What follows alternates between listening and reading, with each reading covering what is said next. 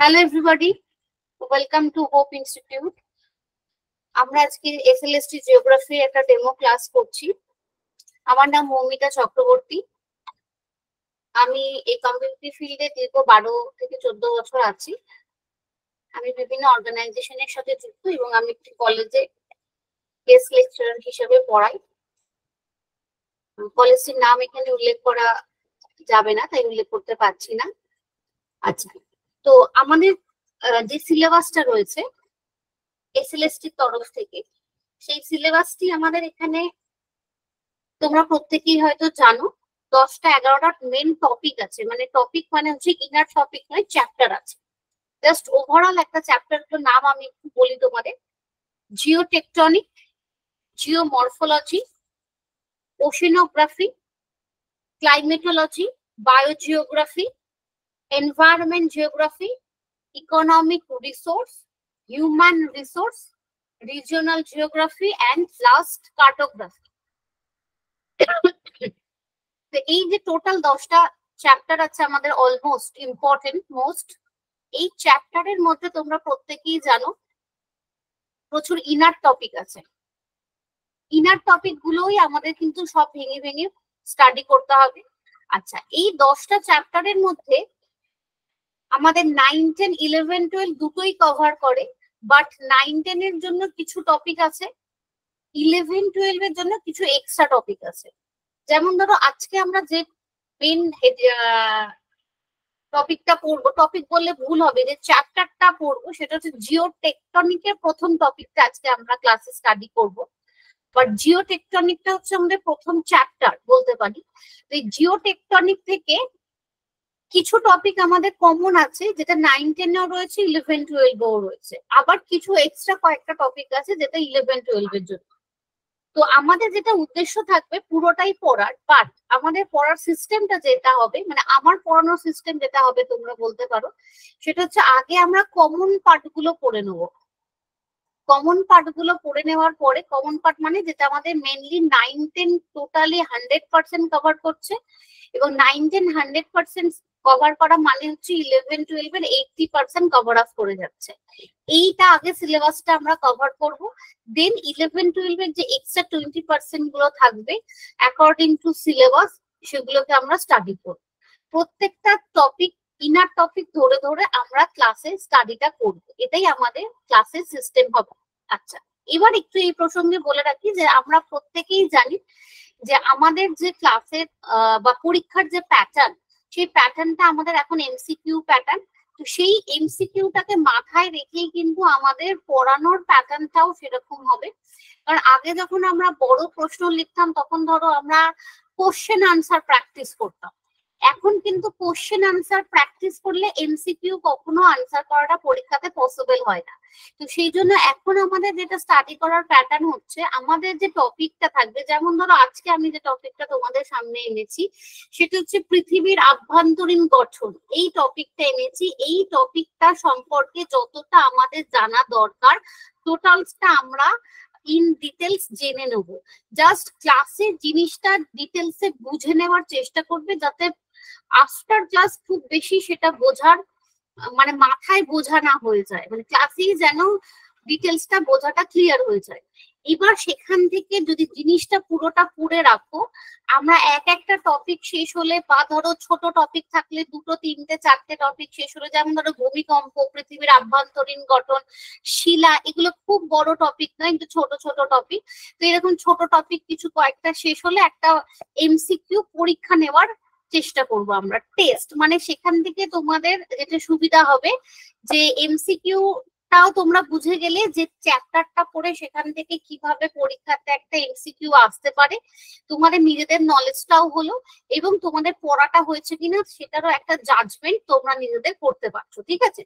But তোমরা কিন্তু প্রথমে এইটা একদমই ভাববে না। এটা অনেক স্টুডেন্টদেরই জিজ্ঞাসা থাকে যে ম্যাডাম এখন এমসিকিউ কোশ্চেন মানে তাহলে আমরা কি ক্লাস এমসিকিউই শুধু প্র্যাকটিস করব? না, কারণ এমসিকিউ প্র্যাকটিস করলে কখনোই এমসিকিউ আমাদের কমন পাওয়াটা যায় না। ধরো পৃথিবীর আভ্যন্তরীণ গঠন থেকে আমরা 200টা এমসিকিউ করতে পারি, পরীক্ষায় গিয়ে দেখলাম এমন একটা এসছে যে সেটাই আমরা এমসিকিউ তে প্র্যাকটিস করিনি। তো সেই জন্য যখনই আমাদের কোশ্চেনের প্যাটার্ন এমসিকিউ হয়ে যায়, আমাদের পড়ার প্যাটার্নটাও চেঞ্জ হয়ে যায়। আরেকটা কথা একটু বলে রাখি, যারা আমরা এসএলএসটি জন্য প্রিপারেশন নিচ্ছি সবাই আমার জিওগ্রাফি স্টুডেন্ট। তো সেই জন্য আমাদের মনে কিছু কিছু কোয়ারি থাকে যে আগে ধরো যেমন ধরো পাঁচ সংস্থান তত্ত্ব বা আমাদের যে থিওরি গুলো রয়েছে সেগুলো আগে যখন আমরা ডেসক্রিপটিভ মানে কোশ্চেন আনসার ওয়াইজ পরীক্ষা দিতাম তখন ওগুলোর একটু ডিটেলস পড়তাম, মানে ধরো পাঁচ সংস্থান তত্ত্ব থিওরিটা পড়তাম বা আমার যে আইসোস্ট্যাসি থিওরিটা রয়েছে সেটা ডিটেলসটা পড়তাম। এখন যখন আমাদের এমসিকিউ প্যাটার্নটা হয়ে গেছে আমরা ওটাকে জাস্ট গল্পের মতো মনে রাখবো, মানে থিওরি হিসাবে অনেকটা বড় মুখস্থ করে মনে রাখার ব্যাপারটা এখন আর নেই। আমরা ওটাকে জাস্ট জিনিসটাকে বুঝে গল্পের মতো মনে রাখবো, কারণ ওখান থেকে ওই পোর্শন গুলো থেকে এমসিকিউ আসার চান্সেস অনেক কম। যে পোর্শন গুলো থেকে আগে আমাদের হয়তো বড় প্রশ্ন আসতো না, হয়তো দেখবে এখন সেই পার্ট গুলো থেকে এমসিকিউ আসার চান্সেস বেশি। আবার হয়তো যে পার্ট গুলো থেকে আগে বড় প্রশ্ন বেশি আসতো সেই পার্ট গুলো হয়তো আমরা কিছুটা ক্লাসে স্কিপও করবো, কারণ সেখান থেকে এমসিকিউ আসার চান্সেস খুব একটা নেই। তো সেই জিনিসটা মাথায় রেখে মানে এক্সামের প্যাটার্নটাকে মাথায় রেখে কিন্তু আমরা ক্লাসটা করবো। ওকে, তো চলো আজকে একটুখানি আমাদের খুব কমন টপিক এবং খুব ইন্টারেস্টিং টপিক পৃথিবীর আভ্যন্তরীণ গঠন, এটা আমরা শুরু করি। দেন আফটার ক্লাস আমি ক্লাসের শেষে 5-10 মিনিট একটু টাইম রাখবো, তোমাদের কোনো প্রশ্ন জিজ্ঞাসা থাকলে অবশ্যই আমাকে করবে এবং অবশ্যই সেটা পড়াশোনা সংক্রান্ত বা ক্লাস সংক্রান্ত বা টপিক সংক্রান্ত প্রশ্ন করবে, আদারওয়াইজ কোনো প্রশ্ন করবে না। ওকে চলো, তো আমরা শুরু করি। আমাদের জিও টেকটনিকের প্রথম চ্যাপ্টারই আছে দেখবে আর্থস ক্রাস্ট, পৃথিবীর যে ভূত্বকের গঠন বা পৃথিবীর আভ্যন্তরীণ গঠন সেটাই আমরা পড়ছি। আচ্ছা, প্রথমে আমরা একটুখানি জেনে নেবো যে পৃথিবীর গঠন বলতে অ্যাকচুয়ালি আমরা কি বুঝি। তো আমরা ন্যাচারালি, ইভেন আমি ন্যাচারালি অনেকদিন পর্যন্ত যখন স্টুডেন্ট ছিলাম তো তখন আমি ভাবতাম যে পৃথিবীর গঠন মানে হচ্ছে পৃথিবীর ওপরেই যে আমরা বসবাস করি সেটাকেই আমরা পৃথিবীর গঠন হিসেবে চিহ্নিত করে থাকি, বা ওই পৃথিবীর যেটুকু জায়গায় মানুষজন লোকজন বসবাস করছে, উদ্ভিদ আছে, গাছপালা আছে, এটাই পৃথিবী। বাট অ্যাকচুয়ালি পৃথিবীর গঠন বলতে আমরা পৃথিবীর ভেতরের অংশ, পৃথিবীর ওপরের ভূভাগ মানে যেখানে আমরা বসবাস করি, এবং পৃথিবীর বাইরে যেখানে আমাদের অ্যাটমসফিয়ার বা বায়ুমণ্ডলের অংশ রয়েছে 10,000 কিলোমিটার এরিয়া জুড়ে, সেই অংশটাকে নিয়ে টোটালটাকে নিয়ে আমরা বলি অ্যাকচুয়ালি পৃথিবীর গঠন। তাহলে দেখো আমি একটা মোটামুটি আর্থের স্ট্রাকচার এখানে আঁকলাম। তো এই আর্থের ওপরে আমরা বসবাস করি, আমাদেরকে ঘিরে প্রায় 10,000 কিলোমিটার জায়গা জুড়ে কি রয়েছে, বিভিন্ন রকমের অ্যাটমসফিয়ারিক লেয়ার রয়েছে। সেটা কিরকম ভাবে অবস্থান রয়েছে দেখো, যখন আমরা অ্যাটমসফিয়ারিক লেয়ারও কিন্তু আমাদের স্টাডি করতে হবে পরে, তখন আমরা দেখবো। এখন জাস্ট আমাদের পৃথিবীর গঠন বোঝার জন্য একটু দেখে রাখি। ধরো পৃথিবীকে ঘিরে প্রথম একটা লেয়ার, সেই লেয়ারটাকে ঘিরে আবার একটি লেয়ার, যে লেয়ার গুলোর নাম আমরা মোটামুটি শুনতে অভ্যস্ত, ট্রোপোস্ফিয়ার, স্ট্র্যাটোস্ফিয়ার, মেসোস্ফিয়ার। তো এরকম ভাবে আমরা দেখে নিই প্রায় 6টা লেয়ার জুড়ে পৃথিবীকে ঘিরে প্রায় 10,000 কিলোমিটার, মানে খুব একটা কম সম এরিয়া নয়, প্রায় 10,000 কিলোমিটার এরিয়া পর্যন্ত পৃথিবীর বাইরে বায়ুমণ্ডল রয়েছে। এই মাঝখানের ওপরটায় আমরা বসবাস করি, যেখানে আমি ভি ভি আঁকছি। হ্যাঁ, এবং পৃথিবীর ভেতরে মানে আমাদের পায়ের নিচে প্রায় 6,000 কিলোমিটার পর্যন্ত অঞ্চল রয়েছে যেখানে বিভিন্ন স্তর আমরা দেখতে পাই। এই টোটাল অংশটাকে নিয়ে আমরা বলি পৃথিবীর গঠন। তো পৃথিবীর ভেতরেও যে অংশগুলো রয়েছে সেগুলো ঠিক এরকম গোলাকৃতি ভাবেই রয়েছে। ধরো পৃথিবীর এই মাঝখানটাকে কেন্দ্র যদি আমরা ধরি, তাকে ঘিরে দেখো এরকম গোলাকৃতি ভাবে একটা স্তর, তাকে ঘিরে আবার গোলাকৃতি ভাবে একটা স্তর, এরকম ভাবে কিন্তু গোলাকৃতি ভাবে স্তরটা অবস্থান করছে। বাট আমরা যেখানে এই আঁকাটা এঁকেছি, এটা দেখবে স্কুল লেভেলের বইতে খুব কমন আঁকা, যে এই আঁকাটা আমরা এইরকম ভাবে একটা কোণ হিসাবে কেটে নিয়েছি বোঝার সুবিধার জন্য। পৃথিবীর আভ্যন্তরীণ অংশের মধ্যে এরকম একটা কোণ হিসাবে কেটে নিয়ে এই আঁকাটা কিন্তু আমরা ড্র করেছি, এবং সেটা থেকে আমাদের যাতে পড়তে সুবিধা হয়। আমি যখন ছোট ছিলাম মানে ধরো মানে অনেকদিন মানে কলেজে ওঠার আগে পর্যন্ত আমার এরকম ধারণা ছিল, জানি না তোমাদের কারো ছিল কিনা, যে আমরা বোধহয় পৃথিবীর ভেতরে বসবাস করি। ওই যখন স্কুলে বিভিন্ন গ্লোব গ্লোব দেখে পড়াতো না, তো তখন আমাদের মনে হতো যে আমি বোধহয় ওই গ্লোবের ভেতরে, মানে আমরা পৃথিবীর ভেতরে বসবাস করি। আর এই গ্লোবটা অ্যাকচুয়ালি হচ্ছে আমাদের আকাশ, মানে গ্লোবের ওপরের যে ছাঁচটা বা পৃথিবীর ওপরের যে ছাঁচটা ওটা হচ্ছে আকাশ। তো অনেক বছর পরে আমার ধারণা হয় যে না, এটা ভুল, আমরা পৃথিবীর ওপরে বসবাস করি, যেটাকে আমরা ভূত্বক বা ক্রাস্ট বলি। আর আমাদের পায়ের নিচে এরকম গোল গোল ভাবে অনেকগুলো স্তর রয়েছে, যে স্তরগুলো আজকে আমরা স্টাডি করব। তো আমরা দেখিনি আমাদের পায়ের নিচে মেইন কটা স্তর রয়েছে। দেখো আমরা এই ছবিটা দেখে পড়ছি কারণ এটা দেখে আমাদের পড়ার সুবিধা। তো এখানে যে ব্ল্যাক ডট ডট পয়েন্ট গুলো দেওয়া রয়েছে, এই জায়গাটা ধরে নাও আমরা বসবাস করি, মানে মাটির ওপরে বা আমাদের পায়ের ওপরের জায়গা হচ্ছে এই অংশটা। আমাদের পায়ের নিচে মেইন দেখো তিনটে স্তর রয়েছে। প্রথম যে স্তরটি রয়েছে ভূত্বক বা ক্রাস্ট। বাংলা ইংলিশ দুটো টার্ম জানাই প্রত্যেকের জন্য বাধ্যতামূলক, কারণ বাংলাতে প্রশ্ন অবশ্যই আসে, বাট এই ক্রাস্ট কথাটাও বাংলা স্পেলিং করে পরীক্ষাতে দিয়ে দেয়।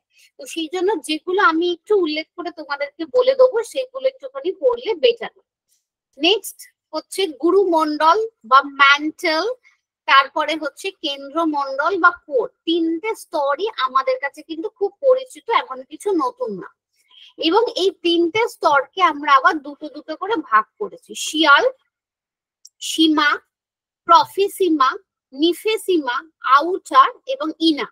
আচ্ছা, এবার প্রথম কথায় আসি যে এতগুলো ভাগ আমরা কেন করেছি।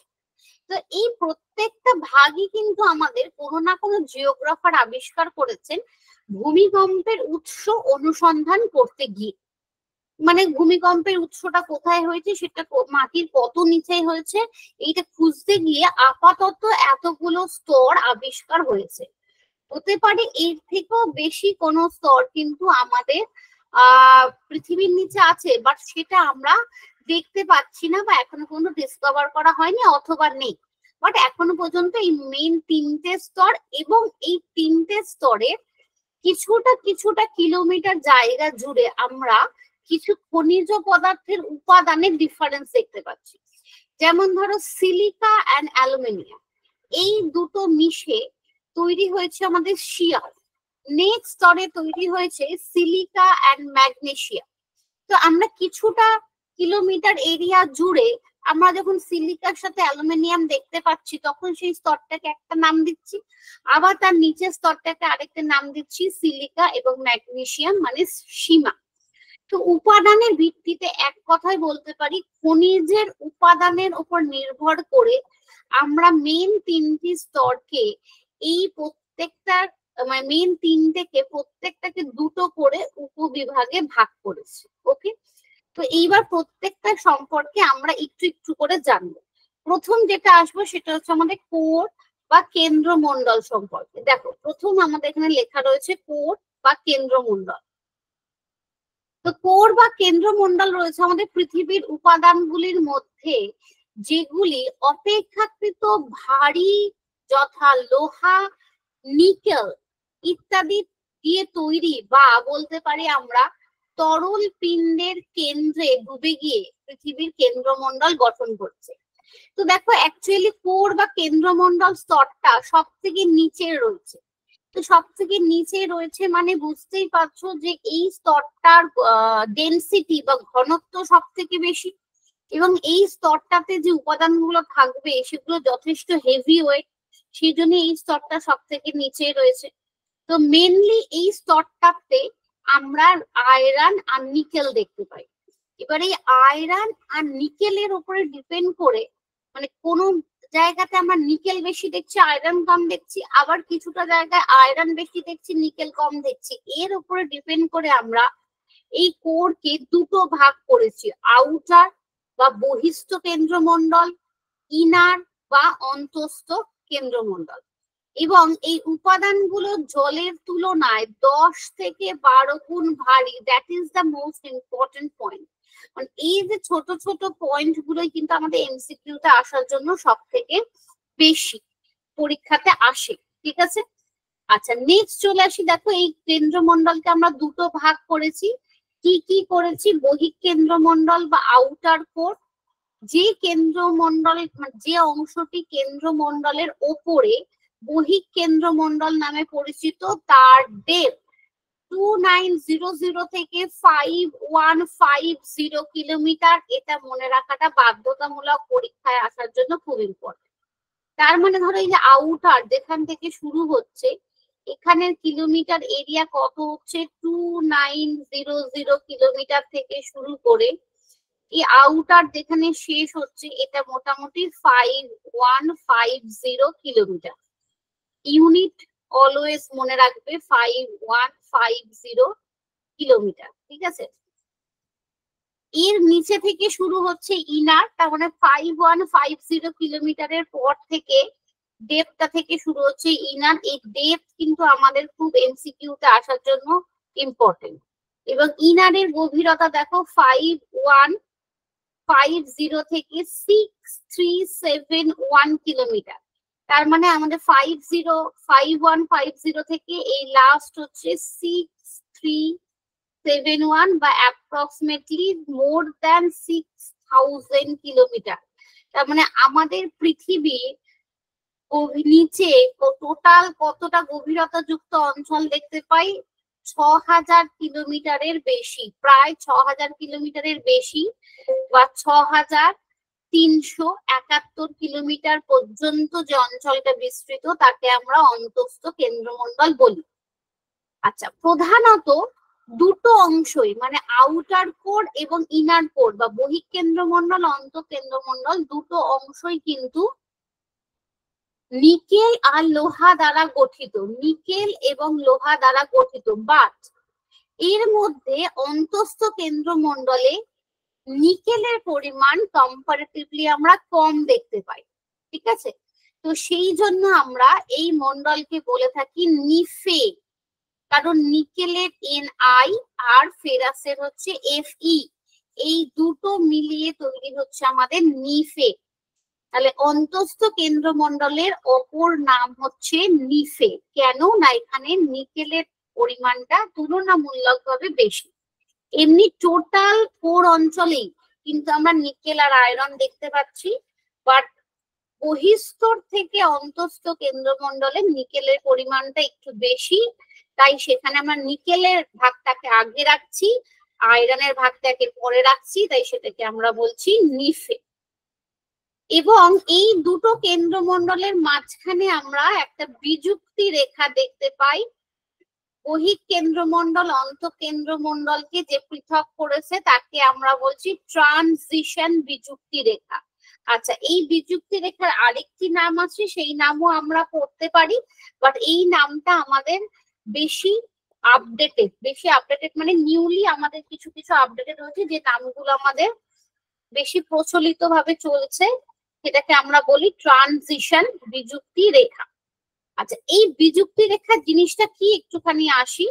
যে দেখো, প্রত্যেকটা স্তরের মাঝখানে একটা করে বাউন্ডারি লাইনের মতো ডট ডট করে কিছু অংশ আমি দিয়েছি। যেমন ধরো এই যে এখানে একটা ডট ডট করে দেওয়া আছে। তো মাটির নিচে অ্যাকচুয়ালি একটা লেয়ার শেষ হচ্ছে আর একটা লেয়ার শুরু হচ্ছে, এবং এইরকম ভাবে স্তরগুলোকে আইডেন্টিফাই করে একটা বাউন্ডারি ইমাজিন করাটা খুব একটা সহজ ব্যাপার না। তার থেকেও বড় কথা, মাটির এতটা নিচে পৌঁছানোটা খুব টাফ। ঠিক আছে, তো এতটা নিচে কখনোই হিউম্যান বডি পৌঁছায় না, ইনস্ট্রুমেন্ট পৌঁছায়। তো সেখানে গিয়ে একটা বাউন্ডারি তৈরি করে আসবো বা এঁকে দিয়ে আসবো, সেটা পসিবল নয়। কিন্তু আমরা যতটা কিলোমিটার পর্যন্ত একটা খনিজের অবস্থান বা উপাদানের অবস্থান দেখি, তারপরে কিলোমিটারটা থেকে আমরা বলি অন্য একটা পার্ট। তো সেই অঞ্চলটা, মানে ধরো 5150 কিলোমিটারের পরে যখন 5151 বা 52 কিলোমিটার শুরু হচ্ছে, ওই অঞ্চলটাকে আমরা আইডেন্টিফাই করে নিচ্ছি। দ্যাট ইজ দ্য পয়েন্ট বা that is the boundary point between two parts, মানে আউটার আর ইনারের মধ্যে একটা বাউন্ডারি। এই বাউন্ডারি গুলোকে কিভাবে আমরা নাম দিয়েছি? যে যে জিওগ্রাফাররা বা ভৌগোলিকরা এই অঞ্চলগুলোকে আবিষ্কার করেছেন তাদের নামানুসারে আমরা এই বিযুক্তি রেখাগুলোর নাম দিয়েছি।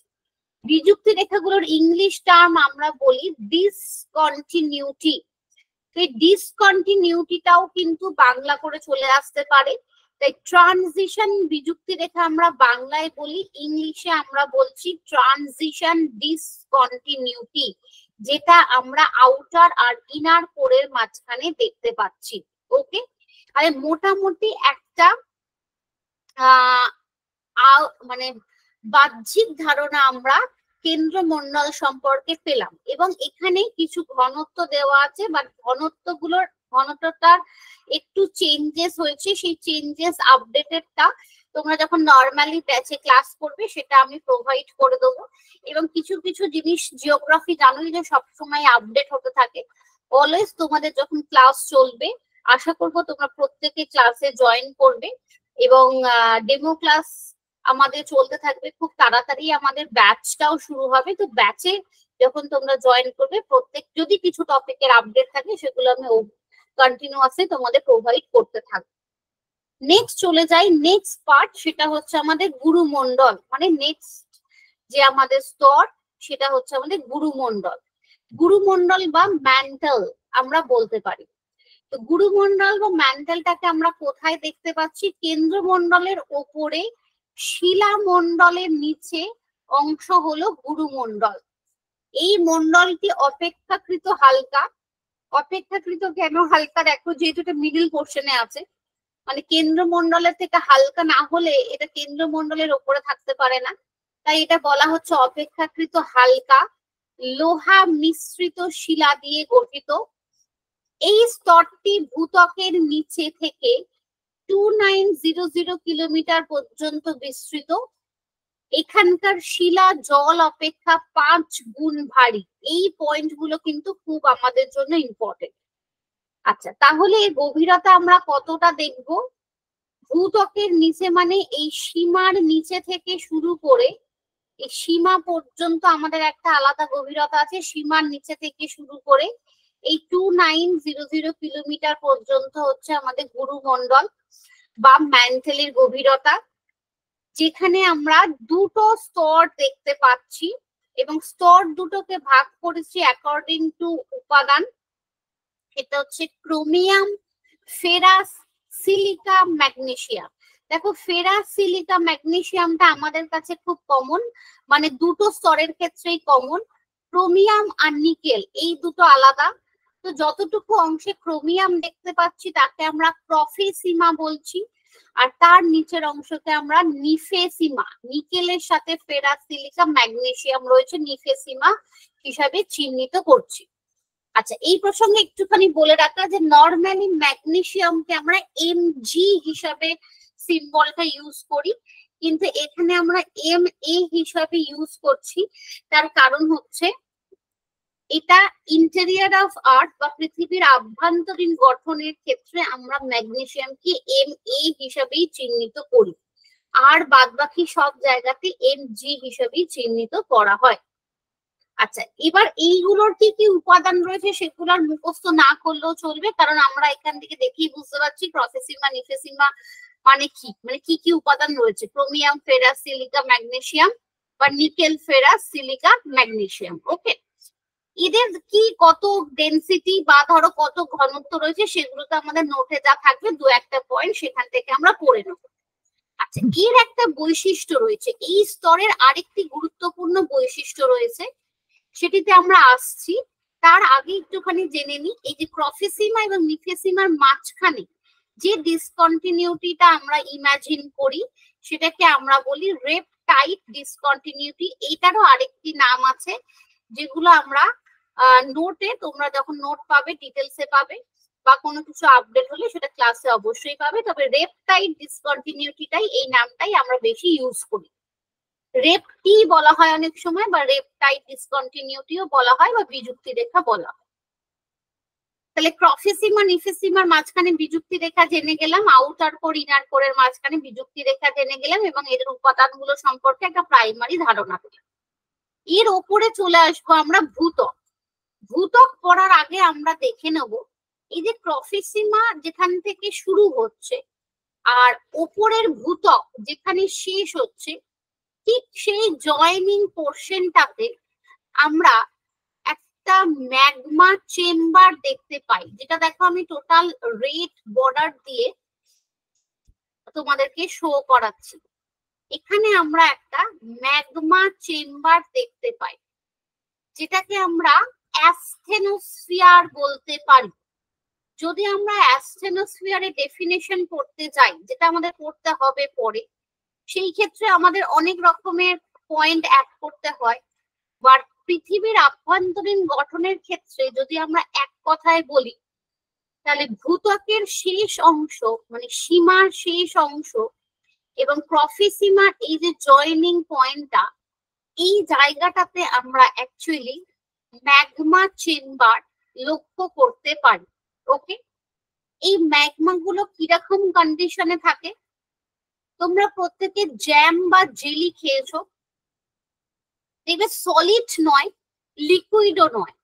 দোকান থেকে আমরা যে জ্যাম বা জেলি কিনি, যদি আমরা শিশি না কিনি, দেখবে এরকম গোল একটা ছোট পার্টির মতো কন্টেনার পাওয়া যায়। তো সেখান থেকে যে জ্যাম গুলো থাকে, দেখবে একটা থকথকে ব্যাপার থাকে। ঠিক সেই রকম থকথকে ব্যাপারটা কন্ডিশনে এখানে ম্যাগমা গুলো থাকে। এটাকে আমরা এক কথায় ম্যাগমা চেম্বার বা অ্যাসথেনোস্ফিয়ার হিসেবে চিহ্নিত করতে পারি।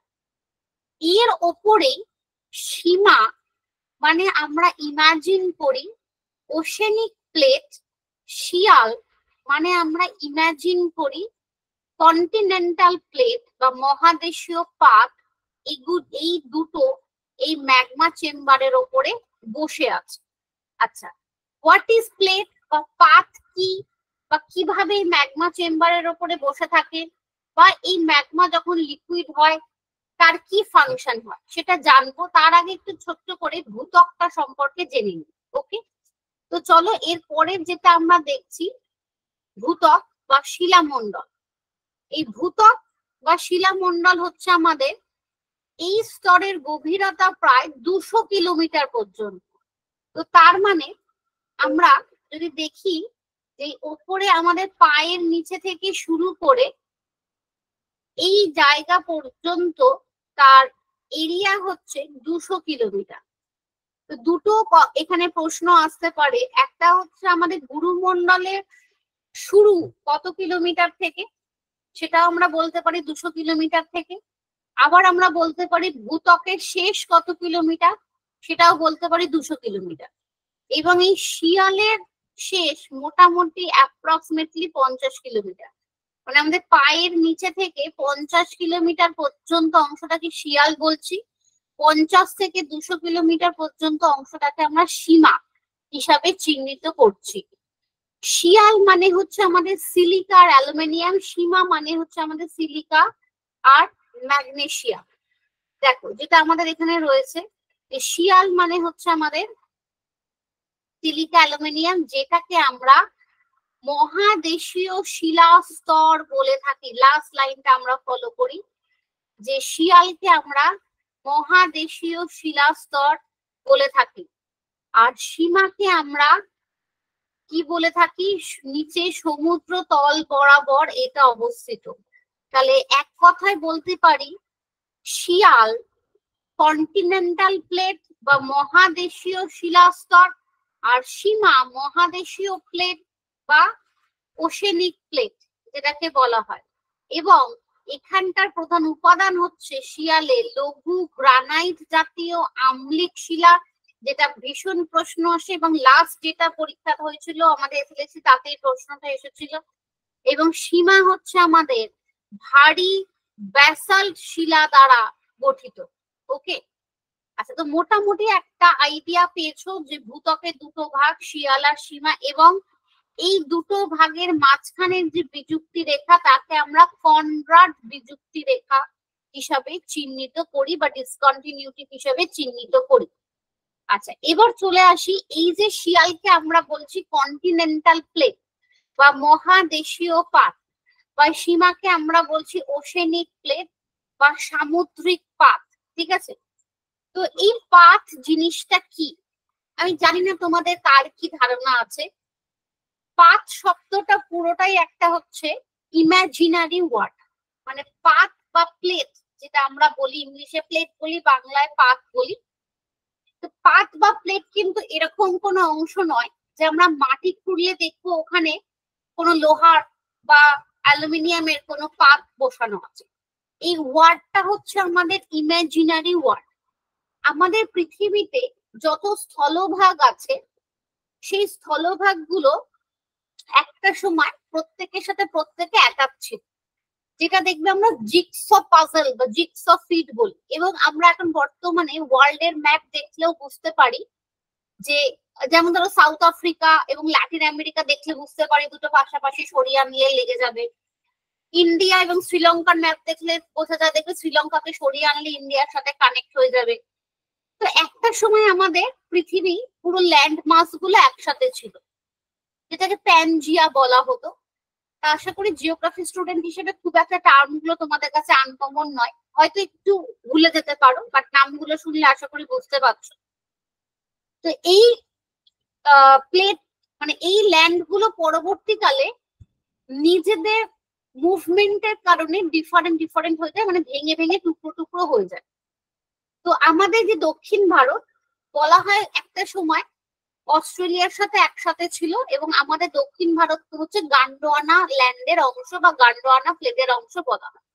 তো এইরকম ভাবে পৃথিবীতে যত স্থলভাগ আছে সেই স্থলভাগকে আমরা একটা গ্রুপ করেছি অ্যাকর্ডিং টু দেয়ার এজ, মানে প্রত্যেকটা ল্যান্ডের যা বয়স সেই সমসাময়িক বয়স অনুযায়ী আমরা ল্যান্ড গুলোকে একটা করে গ্রুপ করেছি। যেমন একটা এক্সাম্পল দিই, ধরো ইন্ডিয়ার সাথে সারাউন্ডিং যে নেভারিং কান্ট্রি গুলো আছে, মানে ধরো ভারত, পাকিস্তান, বাংলাদেশ, চীন, মায়ানমার, শ্রীলঙ্কা, আফগানিস্তান, এগুলোকে নিয়ে আমরা একটা গ্রুপ তৈরি করেছি, যেটাকে আমরা বলছি যে ভারতীয় পাত। তো এই ল্যান্ড অংশগুলোকে নিয়ে আমরা ইমাজিন করে নিলাম এটা হচ্ছে ভারতীয় পাত। এবার ধরো কোনো কারণে যদি ভারতের কোনো অংশ মুভমেন্ট হয় তাহলেও আমরা বলবো ভারতীয় পাত নড়ছে। যদি কোনো কারণে মায়ানমারের কোনো অংশ মুভমেন্ট হয় তাহলেও আমরা বলবো ভারতীয় পাত নড়ছে। যদি কোনো কারণে আফগানিস্তানের কোনো অংশ মুভমেন্ট হয় তাহলেও আমরা বলবো ভারতীয় পাত মুভ করছে।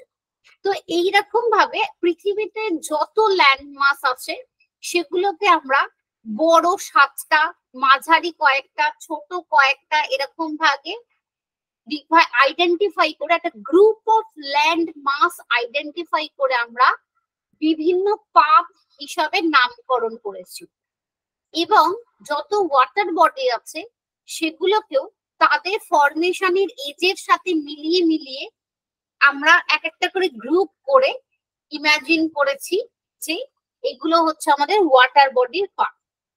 তো শিয়ালটাকে আমরা বলছি ল্যান্ড অংশ এবং সীমাটাকে আমরা বলছি ওয়াটার বডির অংশ। তো এই অংশগুলো এই ম্যাগমা চেম্বারের ওপরে চটচটে আঠার মতো আটকে থাকে। কেন, কিভাবে আটকে থাকে? ধরো আমরা যদি দোকান থেকে একটা জেলির কন্টেনার কিনি, যে কন্টেনার গুলো গোল হয়, দেখবে ছোট ছোট গোল পাটির মতো কিনতে পাওয়া যায়, আশা করি প্রত্যেকে খেয়েছো। তো সেই জ্যাম বা জেলি কিনে তার উপরে তোমরা নিজেরা বাড়িতে টেস্ট করে দেখবে, দুটো দেশলাই কাঠি বা 3টে দেশলাই কাঠি পর পর বসিয়ে রাখবে, দেখবে দেশলাই কাঠি গুলো কিন্তু আটকে যাচ্ছে, কারণ ওই জ্যাম বা জেলিটা খুব চটচটে। এবং আটকে যাওয়ার পরেও তুমি যদি বাটিটাকে কন্টিনিউয়াস ঘোরাতে থাকো তাও দেখবে ওই দেশলাই কাঠিগুলো কিন্তু পড়ে যাচ্ছে না, মানে নড়াচড়া করছে না, মুভ করছে না, কারণ ওই চটচটে ব্যাপারটার উপরে ওরা আটকে বসে আছে।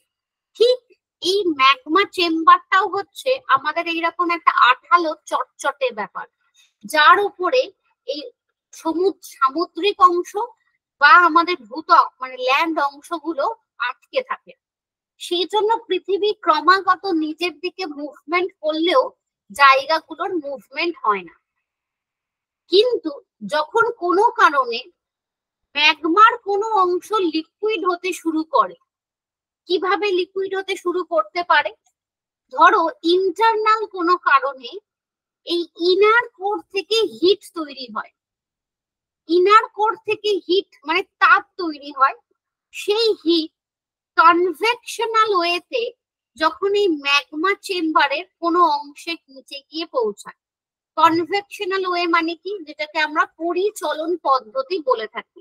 সেটা কিরকম, ধরো প্রথম যে ইনার কোর থেকে হিটটা তৈরি হলো, সেই হিটটা প্রথম আউটার কোরকে হিটেড করবে, আউটার কোর গরম হওয়ার পরে তার হিটটা নিফেসিমাকে হিটেড করছে, নিফেসিমা হিট হওয়ার পরে তার অংশটা প্রফেসিমাকে হিট করছে। এবার প্রফেসিমার হিটটা ধরে নাও ম্যাগমার এইটুকু অংশ, কারণ সব জায়গাতে একসাথে হিটেড হয় না, অল্প অল্প জায়গা হয়, এইটুকু অংশকে হিটেড করছে। তো হিটেড করলে কি হবে, ম্যাগমাটা লিকুইড হবে। ম্যাগমা লিকুইড হলেই কিন্তু সে আর মাটির নিচে বসে থাকতে চাইবে না, সে বেরোতে চাইবে। ধরো আমরা যে জ্যামের কন্টেনারটার ওপরে 3টে দেশলাই কাঠি পরপর বসিয়ে রেখেছিলাম, ওটা আটকে গেছিল। এবার আমি যদি কোনো একটা আউটসাইড থেকে কোনো মোমবাতি বা লাইটার দিয়ে ওই জ্যামের কোটোটার নিচে, কন্টেনারটার নিচে হিট দিতে শুরু করি, তাহলে পুরো বাটিটা কিন্তু হিটেড হবে না, বাটির কোনো একটা অংশ হিটেড হবে, যেখান থেকে যার ওপরে জেলি বা জ্যামের অংশটা আস্তে আস্তে গলতে থাকবে। কিরকম গলে গেলে হয়, হানি, হানি দেখেছো, মধু, মধু যেমন হয় ফরম্যাটটা, বা হট চকলেট তুমি ডেয়ারি মিল্কে নিয়ে এসে গরম করলে যেমন হয়, পুরো গলে যায়, প্রচন্ড গরম থাকে, কিন্তু জলের মতো লিকুইড হয় না, একটা আঠালো চটচটে ব্যাপার থাকে। ঠিক ম্যাগমাটাও লিকুইড হলে এরকম কন্ডিশন হয়। তো যদি কোনো অংশ লিকুইড হতে শুরু করে, তার উপরে যদি কোনো দেশলাই কাঠি বসে থাকে, সেটা কিন্তু আর বসে থাকবে না, তখন সে নড়াচড়া করতে শুরু করবে, মানে ওটা তো গলে গেছে ওই জায়গাটা। তার উপরে দেশলাই কাঠিটাও কি করবে, ভাসতে থাকবে, মুভ করতে শুরু করবে, মানে এদিক থেকে ওদিক সরতে শুরু করবে। সেম কন্ডিশনটা আমাদের পৃথিবীর ভিতরেও হয়। যদি ধরো দুটো ঘটনা দেখা যায়, যদি ধরো এইরকম একটা পোর্শনে, যেখানে আমি এই যে লাল বর্ডারটা দিয়েছি, এই পোর্শনটার ম্যাগমাটা হিটেড হয়ে গলতে শুরু করলো, গললে কিরকম কন্ডিশন হবে, ওই হানির মতো বা হট চকলেটের মতো। এবং দেখা যাচ্ছে এই অংশের সাথে একটা পাইপ লাইন কানেকশন রয়েছে উইথ ভলক্যানো, এরকম কানেকশন থাকে। পৃথিবীতে যত ভলক্যানো বা আগ্নেয়গিরি রয়েছে, প্রত্যেকটা ভলক্যানো বা আগ্নেয়গিরির সাথে আমরা একটা করে পাইপলাইন কানেকশন দেখতে পাই ম্যাগমা চেম্বারের সাথে, এটা প্রমাণিত বা প্রুফড। তো যদি এই অংশের ম্যাগমা লিকুইড হয়, তখন সেই ম্যাগমা খুব ফোর্সে এই পাইপলাইন দিয়ে পৃথিবীর বাইরে বেরিয়ে আসে, যেটাকে আমরা বলি ভলকানিজম বা অগ্নুৎপাত, যার ফলে ছোটখাটো লোকালি জায়গাগুলো, আশেপাশের অঞ্চলগুলো কেঁপে ওঠে, এবং যখন বেরিয়ে আসে ম্যাগমা পৃথিবীর বাইরে, তখন তাকে আমরা বলি লাভা। তাহলে ম্যাগমাটা লিকুইড হলে ওই যে হানি বা হট চকলেটের মতো ফরমেশনে আসে, তাকে আমরা কি বলি, লাভা। ওকে, এটা হতে পারে একটা ঘটনা। আবার যদি দেখা যায় ধরো এইরকম কোনো জায়গার ম্যাগমা লিকুইড হচ্ছে, যার সাথে কোনো পাইপলাইন কানেকশন নেই, যার উপরে সীমা বা শিয়ালের কোনো অংশ অবস্থান করছে, তো তখন দেখবো আমরা ম্যাগমাটা লিকুইড হলে কিন্তু আর মাটির ভেতর থাকবে না, তখন সে পেরুতে চাইবে। তখন সে কি করবে, সীমা বা শিয়ালকে ফাটিয়ে ক্র্যাক তৈরি করবে, তৈরি করে সে মাটির ওপর দিয়ে বেরিয়ে আসবে, যেটাকে আমরা বলি ফল্ট বা চুত্তি। তো ফল্ট বা চুত্তি তৈরি করে সে কি করবে, মাটির ওপর দিয়ে বেরিয়ে চলে আসবে। ধরো এখান দিয়ে দেখুন ক্র্যাক তৈরি করলো, এই ক্র্যাক দিয়ে লাভাটা বেরিয়ে মাটির ওপরে বেরোবে। তো লাভা বেরোনোর অনেক রকমের ফরমেশন হয়, যেটা আমাদের ভলক্যানো পড়ার সময় আমরা ইন ডিটেলস পড়বো। আমাদের এই জিওটেকটনিকেরই আরেকটা পার্ট আছে ভলকানিজম বা অগ্নুৎপাত, সেটা পড়ার সময় পড়বো। তো জাস্ট আমরা পৃথিবীর আভ্যন্তরীণ গঠনের যতটুকু ইনফরমেশন জানা দরকার সেটা আমরা এখন পড়ছি। তো এইরকম ভাবে লাভাটা বেরিয়ে আসতে পারে, এইভাবে বেরিয়ে আসে। তাহলে দেখো আমাদের এই ম্যাগমা চেম্বার বা অ্যাস্টেনোস্ফিয়ারটার কতটা গুরুত্ব। এই ম্যাগমা চেম্বার বা অ্যাস্টেনোস্ফিয়ারটা আছে বলে কিন্তু এর ওপরে সামুদ্রিক অংশ বা ওশেনিক প্লেট বা শিয়াল বা ভূত্বক আটকে থাকে এবং তার ওপরে আমরা বসবাস করি। আমরা এক কথায় বলি আমরা শিয়ালের ওপরে বসবাস করছি, ঠিক আছে। যদি এটা আটকে না থাকতো এরকম চটচটে আঠালো জায়গার ওপরে, তাহলে কিন্তু এই জায়গাগুলো সুস্থির ভাবে স্টেবল হতো না। তাহলে ঘন ঘন কি হতো, মুভ করতো, মানে সবসময় একটা নড়াচড়া করতাম, যেটাকে আমরা আনস্টেবল প্লেট হিসাবে তখন চিহ্নিত করতাম। ওকে, আচ্ছা, এটাই গেল আমাদের একটা বেসিক ইনফরমেশন। আচ্ছা, এবার একটা প্রসঙ্গে আসি, যে আমাদের এখানে যে শিয়াল সীমাটা যেভাবে আঁকা আছে, বা ধরো এই যে সাইডে আমি পৃথিবীর একটা লাল পৃথিবীর অংশ এঁকেছি এবং তার ভেতরে দেখো কালো কালো দুটো গোল গোল অংশ এঁকেছি। তো এইরকম ভাবে গোল গোল করেও যদি অংশগুলো থাকে, তাহলে আমাদের যেটা মনে হয় যে ধরো শিয়ালের নিচে অ্যাকচুয়ালি রয়েছে সীমা, মানে শিয়ালকে আমরা কি বলছি, কন্টিনেন্টাল প্লেট, আর সীমাকে আমরা কি বলছি, ওশেনিক প্লেট। তাহলে শিয়ালের নিচে চাপা পড়ে যাচ্ছে সামুদ্রিক অংশটা, তাহলে আমরা কি করে দেখতে পাই, ল্যান্ড থেকে কি করে সামুদ্রিক অংশ দেখতে পাই? এরকম একটা প্রশ্ন আমি একটা স্টুডেন্টের কাছ থেকে পেয়েছিলাম। তো প্রশ্নটা ভালো, বেসিক প্রশ্ন। তো অ্যাকচুয়ালি আমাদের অবস্থানটা থাকে ঠিক এরকম গোল করে নয়, এরকম আপ অ্যান্ড ডাউন করে। শিয়াল বা সীমার অবস্থানটা হয় এরকম আপ অ্যান্ড ডাউন করে। মানে এই যে আপ অংশগুলো, এগুলো হচ্ছে শিয়াল, এগুলো ভূত্বক, যার উপরে ল্যান্ড রয়েছে, যেখানে জনবসতি রয়েছে। আর এই যে ডাউন অংশগুলো, এই ডাউন অংশগুলো হচ্ছে ওয়াটার বডি, মানে যার উপরে জল রয়েছে। সেই জন্য আমরা শিয়াল বা ভূত্বকে দাঁড়িয়ে এই ওয়াটার বডিকে প্রত্যক্ষ করতে পারি। এরকম ভাবেই কিন্তু আপ ডাউন করে, মানে বক্ররেখার মতো গোলাকৃতি ভাবে আমাদের শিয়াল সীমা বা মানে আমাদের যে অঞ্চলগুলো রয়েছে, ক্রাস্ট, ভূত্বক, ম্যান্টেল, তাদের নিজস্ব একটা আকৃতিতে এরকম ভাবে পৃথিবীর অভ্যন্তরে অবস্থান করছে, ঠিক আছে। তো এটাই হচ্ছে আমাদের একটা মেন ইম্পর্টেন্ট পার্ট, যেটা আমাদের গুরুমণ্ডলের মধ্যে দেখতে পাই, যেটাকে আমরা এক কথায় ম্যাগমা চেম্বার বা অ্যাক্সেনোস্ফিয়ার বলতে পারি। ওকে, আচ্ছা, এই টোটালটা গেল আমাদের একটা বেসিক ইনফরমেশন পৃথিবীর আভ্যন্তরীণ গঠন।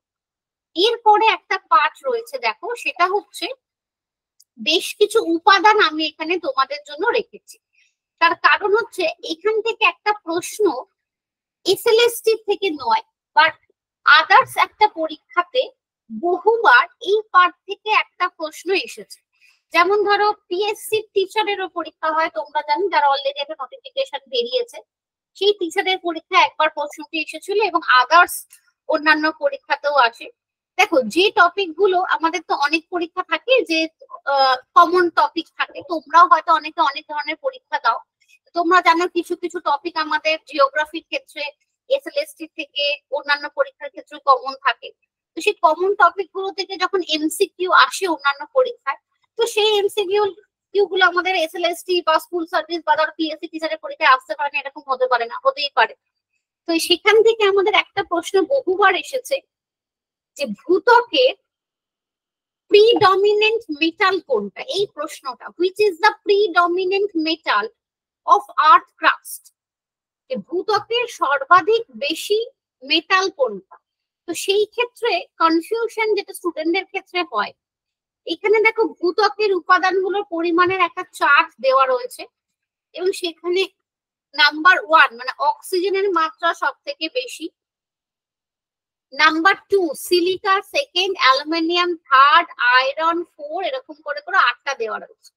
এবং প্রশ্নটার অপশনে oxygen, silica, aluminium, mostly aluminium ছিল না যতদূর মনে পড়ছে, অক্সিজেন, সিলিকা, আয়রন, এরকম 3টে অপশন, আদার্স একটা অপশন ছিল। এবং প্রশ্নটা ছিল ভূত্বকের সর্বাধিক মেটাল কোনটা, বা which is the predominant metal in our earth crust. তো সেই ক্ষেত্রে ম্যাক্সিমাম স্টুডেন্ট আনসার করেছে O2 মানে অক্সিজেন। তো অক্সিজেন কিন্তু মেটাল না, মানে প্রশ্নটা আমাকে ভালো করে পড়তে হবে। যদি বলে যে আমাদের ভূত্বকের প্রধান উপাদান কোনটা, তো সেই ক্ষেত্রে আমরা অক্সিজেন বলতে পারি। যদি বলে যে না ভূত্বকের প্রধান মেটাল কোনটা, সেই ক্ষেত্রে আমাদের অ্যাকর্ডিং টু অপশন দেখতে হবে, আয়রন থেকে শুরু করলে আমাদের আয়রন হবে, কারণ অক্সিজেন, সিলিকা কোনোটাই আমাদের মেটালের মধ্যে পড়ছে না। তারপরে দেখতে হবে আমাদের কোন মেটালের পার্সেন্টেজ বেশি আছে। তো সেই জন্য আমাদের এই উপাদানগুলো পড়াটা বাধ্যতামূলক এবং উইথ পার্সেন্টেজ, মানে ভূত্বকে কি কি উপাদান মোটামুটি কত পার্সেন্টেজ রয়েছে এবং টোটাল পৃথিবীর গঠনের মধ্যে যে উপাদানগুলো রয়েছে তাদের পার্সেন্টেজটা আমাদের পড়তেই হবে, এটা স্কিপ করা কোনোভাবেই যাবে না। ঠিক আছে, তো এইটা হলো টোটালটা আমাদের একটা বেসিক কনসেপ্ট পৃথিবীর আভ্যন্তরীণ গঠন বা ইন্টেরিয়র অফ আর্থ। এখান থেকে ধরো যদি আমি একটা ধারণা তোমাদের দিই যে এমসিকিউ কি কি আসতে পারে, যেমন এই উপাদানগুলো থেকে আসতে পারে বিভিন্ন ডিসকন্টিনিউটি গুলো ভীষণই পরীক্ষাতে আসে, প্রত্যেকটা স্তরের যে গভীরতা সেগুলো আসে, যে ঘনত্ব সেগুলো আসে, এবং এই ম্যাগমা চেম্বার কোন স্তরে দেখা যায় এরকম প্রশ্ন আসে, কোন উপাদান জলের তুলনায় কত গুণ ভারী, এগুলো এমসিকিউ আসার জন্য সব থেকে ইম্পর্টেন্ট। আমরা প্রত্যেকটা ইনার পার্টের মাঝখানে বিযুক্তি রেখাগুলো পড়েছি, মানে হচ্ছে শিয়াল, সীমা, প্রফেসিমা, নিফেসিমা, আউটার কোর, ইনার কোর, এদের মাঝখানে বিযুক্তি রেখাগুলো পড়েছি। বাট আমাদের যে মেন তিনটে লেয়ার মানে ভূত্বক, গুরুমণ্ডল, ম্যান্টেল, তাদের মাঝখানেও দুটো বিযুক্তি রেখা আছে। দেখো মোহর ভিসিক বিযুক্তি রেখা, যেটা অনেকবার অনেক পরীক্ষাতে এসেছে, আর একটা হচ্ছে উইচার্ড গুটেনবার্গ বিযুক্তি রেখা। উইচার্ড গুটেনবার্গ হচ্ছে দুজন জিওগ্রাফার, তাদের নামানুসারে এই রেখাটা তৈরি হয়। তো মোহর ভিসিক বিযুক্তি রেখাটা আমরা দুটো টাইপ বলতে পারি, একটা ভূত্বক বা ক্রাস্ট আর ম্যান্টেলের মধ্যে বলতে পারি, বা সীমা আর প্রফেসিমার মধ্যেও বলতে পারি। আর উইচার্ড গুটেনবার্গ হচ্ছে ম্যান্টেল বা কেন্দ্রমণ্ডলের মধ্যে বলতে পারি, বা নিফেসিমা বা আউটার কোরের মধ্যে বলতে পারি। এইগুলো থেকে আমাদের প্রশ্ন আসার চান্সেস সব থেকে বেশি।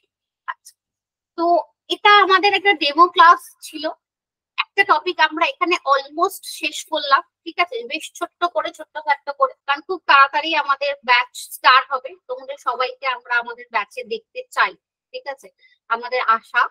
এবং পরীক্ষারও একটা নোটিফিকেশন এবছর বেরোনোর কথা আছে, তোমরা জানো। তা সেই জন্য খুব বেশি সময় হাতে নিয়ে যে বসে থাকি আগে নোটিফিকেশন বেরোবে তারপরে পড়বো, সেটা না। কারণ নোটিফিকেশন বেরোনোর সাথে খুব বেশি দিন কিন্তু সময় দেবে না, মানে তার মানে অ্যাড বেরোনোর পরে খুব বেশি দিন সময় থাকে না।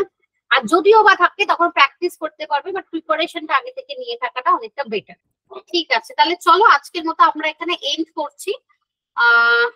তোমাদের কোনো সাজেশন থাকলেও তোমরা পরে গ্রুপে জানিও, এবং পরবর্তী ডেমো ক্লাস তোমরা পাবে, এবং পরবর্তী ব্যাচে আশা করি তোমাদের সাথে আমার দেখা হবে। ওকে।